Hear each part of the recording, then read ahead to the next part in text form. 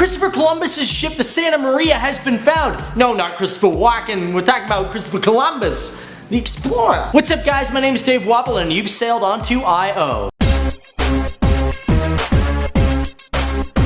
So let me ask you this, guys. Have you guys ever sailed across the ocean sea? I know I have. I used to work on cruise ships, and man, I loved it there. The people were awesome. So 500 years ago, Christopher Columbus's ship, the Santa Maria, struck ground, sunk, and since then has not been found. Now, for those who don't know, the Santa Maria was the biggest and largest ship of the 3 ships that Christopher Columbus actually captained. It was struck on December 24th, 1492, and sunk the very next day. Man, what a terrible Christmas! So the ship was built in 1460, had a crew complement of 40, had 4 90mm cannons, and was captained by Captain James T. Kirk. I mean Christopher Columbus. Now the ship was 22 meters long, which for most people you're gonna go, that's not that big. Of course, by today's standards, no, but back in the day that was pretty darn huge. But how did it sink? Well, here's how the story goes. The Spanish ship was returning home, and while it was on its way to Cuba after a severe night of some super awesome festivities, the ship ran aground in a location which is in today's world now known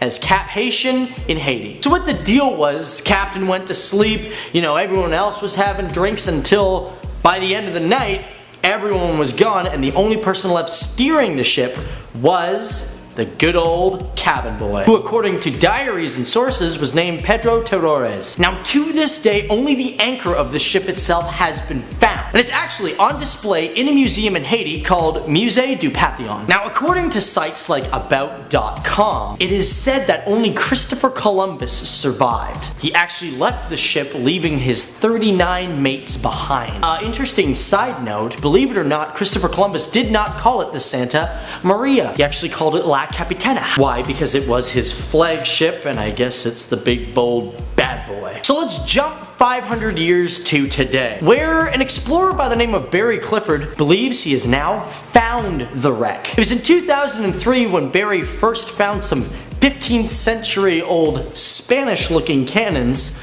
somewhere in the Caribbean. Unfortunately, when he returned years later, the cannons have since disappeared. Now since then, he's investigated up to 400 different locations for the ship. He believes now it is in a tiny pocket. Now he claims this might be the location, as he's gotten sources from Christopher Columbus's diary itself. The downside about this whole story is claims like this happen all the time, but he has reported it to the Haitian government and he hopes to get some full support by them. As for me, I think finding this ship is an important thing to human history. To put it in today's world, it would be like finding flight MH370. It would mean we would be able to put the pieces together of what actually happened to this ship. But as for finding this ship, guys, let's not forget that the ocean is a big mother. And it actually took about 70 years to find that Titanic, which was sunk on April 14th, 1912, and wasn't found till September 1st, 1985. What do you guys think? Do you think that this might actually be the ship itself? Let me know your thoughts downstairs, comments below. Thanks guys for watching. I'm Dave Wapple, aka The Waffle. And as I always say, keep it real, keep it classy.